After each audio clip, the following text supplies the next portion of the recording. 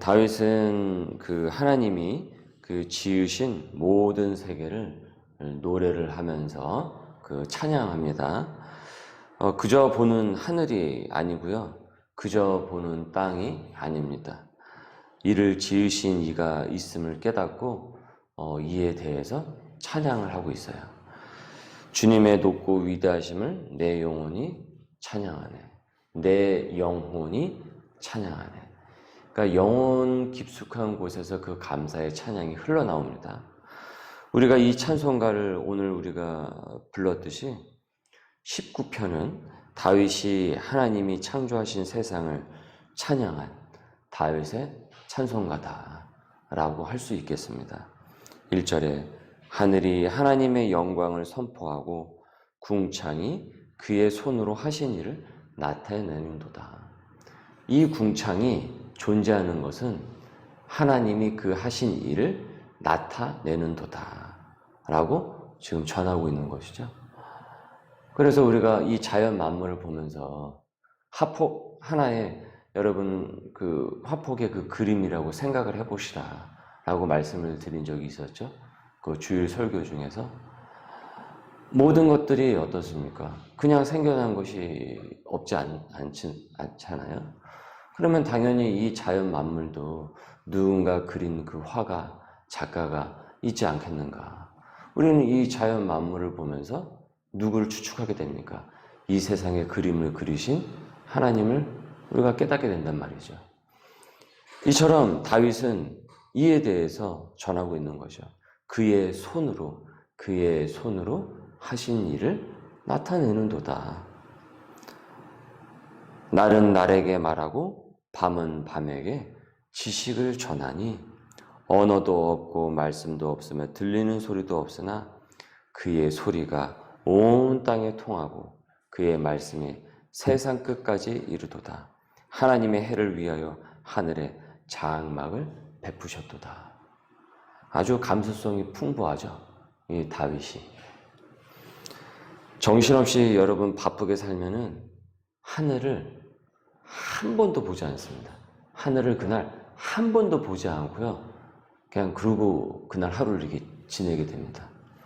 의외로 사람들이요. 하늘을 잘 안 봅니다. 여러분도 한번 생각해 보세요. 내가 하늘을 잘 보는지 안 보는지. 그래서 예전에 그런 영화 제목이 있었죠. 드라마인가? 그래 가끔 이게 하늘을 보자. 이거 이해하시는 분은 이제 제 나이 때 저희 세대. 다윗은 일상에서 자주 자연을 보면서 주님을 동시에 봅니다. 자연을 보면서 주님을 동시에 본다. 이를 만드신 주님을 본 것입니다. 그리고 찬양을 합니다. 태양이 빛을 비추지 않으면 생물이 살아갈 수 없듯이 하나님이 은혜의 그 빛을 주시지 않으면 이 모든 것들도 다 살아갈 수 없구나. 다윗은 이것까지도 보고 있는 거예요. 그러니까 어떻습니까? 찬양하죠. 노래하는 거죠. 모든 만물은 여러분 하나님의 통치를 받습니다. 그래서 하나님의 은혜 아래 다 있는 것입니다. 하나님의 은혜 아래 있다. 신학적 용어 중에 일반 은총이라고 있습니다. 일반 은총. 그가 하나님을 깨닫지 못하던 간에 하나님께서 일반적으로 모든 일을 향해서 은총을 베풀어 주셨다는 거죠. 일반적으로. 우리가 누리는 이 자연들, 그리고 일상에서 우리가 겪는 이와 같은 누리는 것들, 이것은 믿는 자건 믿지 않는 자건 어떻습니까? 똑같이 다 누리죠. 똑같이 다 그것을 누리고 있죠. 일반적으로. 이처럼 이 일반 은총을 모두가 다 받아서 누리고 있단 말이에요. 그 사람이 하나님을 인식을 하건 인식을 하지 않던 간에. 하지만 이 일반 은총 속에서 하나님을 발견을 할 때 그의 손으로 하신 일을 나타내는도다. 이렇게 다윗처럼 이 하나님의 이 은총 속에서 하나님을 발견을 할 때 진짜 여러분 은혜로운 삶을, 감사가 넘치는 풍요로운 삶을 살게 되는 것입니다. 당연한 것을 당연히 여기지 않으면 감사의 조건으로 승화를 시키기 때문에 그런 것이죠. 그래서 그에게 해, 달, 별, 밤, 낮, 그리고 자신의 그 몸뚱아리, 이 모든 것들은 범사에 감사할 수 있는 조건이 되는 겁니다. 여러분, 어떻게 범사에 감사할 수가 있겠습니까?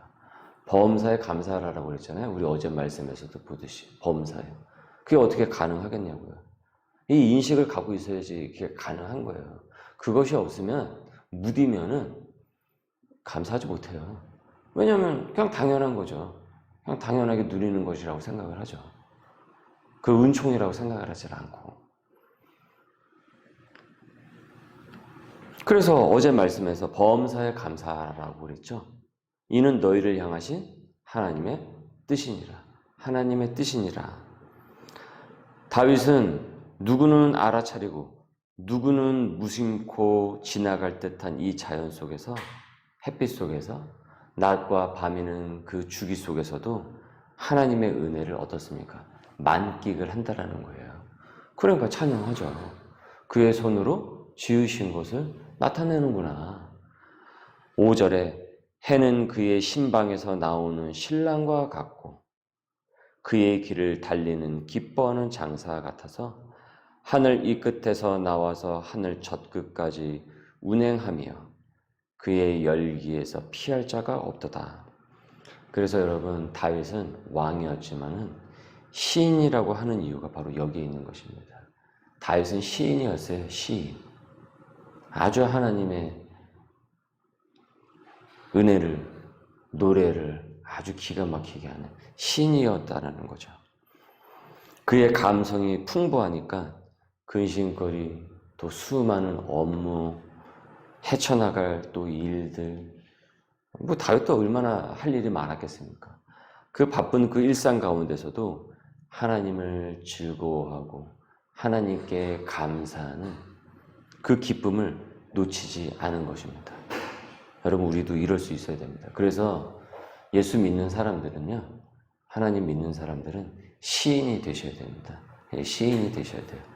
우리 모두가 다 찬송가 작사자가 될 수 있어야 된다고요.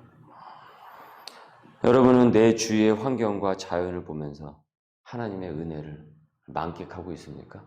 그것을 깨닫고 있습니까? 이 바쁜 일생 가운데서. 하나님께서 일반 은총만 주신 것이 아닙니다. 특별 은총을 주셨는데 이는 하나님을 아는 은총입니다. 하나님을 아는 은총이다. 하나님을 믿을 수 있는 은총입니다. 그래서 일반 은총을 받으면서도 그 하나님을 기뻐하고 즐거워하면 그는 특별 은총을 누리는 사람입니다. 이 세상의 만물도 찬양을 하지만 이 나 같은 죄인을 구원하시고 나를 살리신 그리스도를 믿는단 말이죠. 수많은 사람 중에 내가 뭐 잘나서 그런 것도 아닌데 나를 당신의 사람으로 특별히 삼아 주셔서 소명의 사람으로 불러 주셔서 그래서 그 하나님을 인식할 수 있도록 깨달을 수 있도록 내게 그 영적 감수성을 허락해 주셨단 말이에요. 그러니까 나를 구원하셨다는 그 사실을 깨닫게 하신다는 말이죠. 그러니까 특별한 은혜인 것이죠. 특별한 은혜인 것이죠. 다윗은 자연만이 아니라 그래서 여호와의 교훈까지 가고 있는 거예요. 이 자연을 통해서만 하나님을 느끼는 것이 아니라 여호와의 교훈, 여호와의 도까지 가고 있는 거예요. 눈에 보이는 자연 만물뿐이 아니라 이제 하나님의 말씀, 그리고 그 말씀을 깨달아 눈이 밝아지는 것, 말씀에 이것이야말로 참 은혜가 아니겠는가. 그래서 말씀을 송이꿀이라고 그러죠. 말씀이 꿀보다 달다라고 그러죠. 송이꿀보다 더 달콤한 하나님의 말씀을 듣고 이해하고 그리고 살아가려는 이 지략을 주신 하나님께 찬양을 올려드린다라는 겁니다. 8절에 여호와의 교훈은 정직하여 마음을 기쁘게 하고 여호와의 계명은 순결하여 눈을 밝게 하시는도다. 우리가 하나님의 말씀의 계명에 대해서 깨닫게 되면 어떻습니까? 이 세상에서 흘러가는 그런 세계관들을 분별하게 되죠. 깨닫게 되죠. 눈이 밝아지는 것이죠. 어두웠던 그 눈이 밝아지는 것이죠. 어두운 내 눈 밝히사, 그죠? 진리를 보게 하소서. 여호와를 경외하는 도는 정결하여 영원까지 이루고 여호와의 법도 진실하여 다 의로우니 금 곧 많은 순금보다 더 사모할 것이며 꿀과 송이꿀보다 더 달도다. 또 주의 종이 이것으로 경고를 받고 이것을 지킴으로 상이 크니이다. 하나님의 말씀은 살아있고 운동력이 있어서 활력이 있어 혼과 영과 관절과 골수를 찔러 쪼갠다고 하였습니다. 우리가 그 말씀을 깨닫고 읽고 들으면은 우리 안에서 여러분 역사가 일어나게 됩니다. 역사가 일어나요. 그래서 성령 충만하게 됩니다. 그래서 우린 이 자연의 은총을 누리면서 동시에 매 순간 말씀의 특별 은총을 누리게 되는 겁니다. 나를 구원하신 그 그리스도의 그 은혜와 사랑에 대한 그 특별한 그 은총을 느끼게 된다고요. 여러분 지난 삶을 되짚어 보십시오. 말씀으로 내가 변화된 그 간증, 회심한 간증, 그 변화가 있습니까? 그러면 그것은 무엇입니까?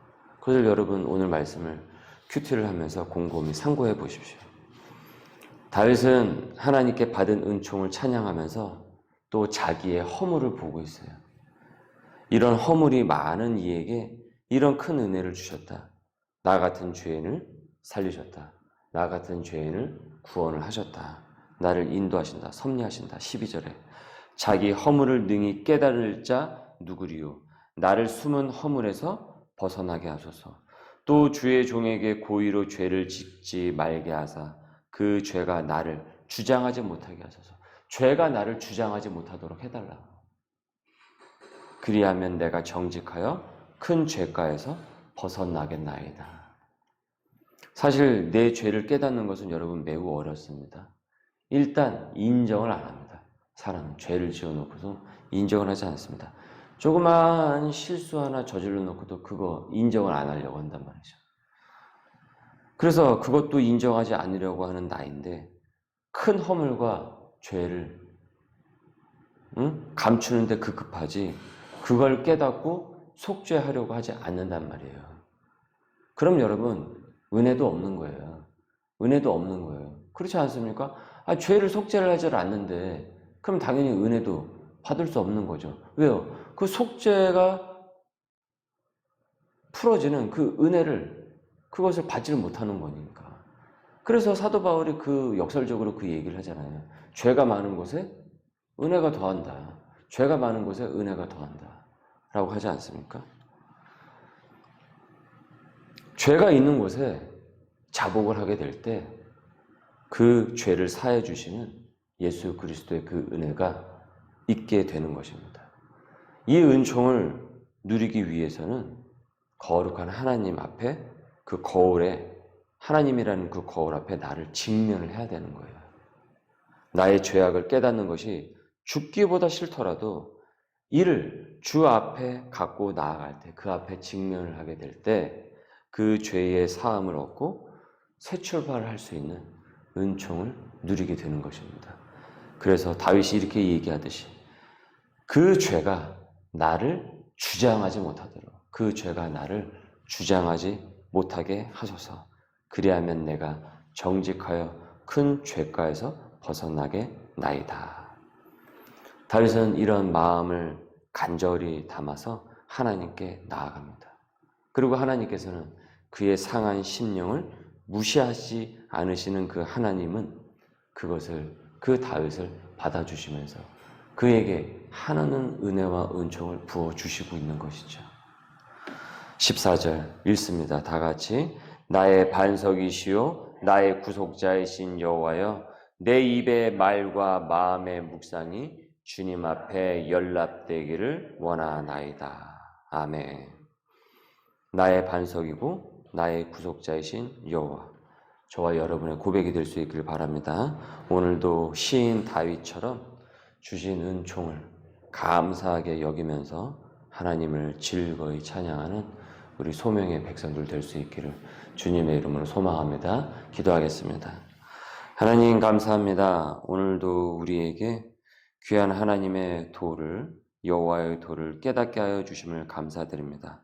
범사에 감사할 수 있는 하나님 앞에 감사의 사람들이 되게 하여 주시고, 주님께서 내게 주신 그 은혜, 누리고 있는 그 은총을 우리가 당연히 여겨가는 것이 아니라 하나님이 주신 것을 오늘도 우리가 찬양하며 영광을 올리는 삶이 되게 하여 주시고, 또한 더욱더 풍성한 은혜 가운데서 성령 충만한 하루가 될 수 있도록 은혜 부어 주옵소서. 감사하며 예수님의 이름으로 기도드립니다.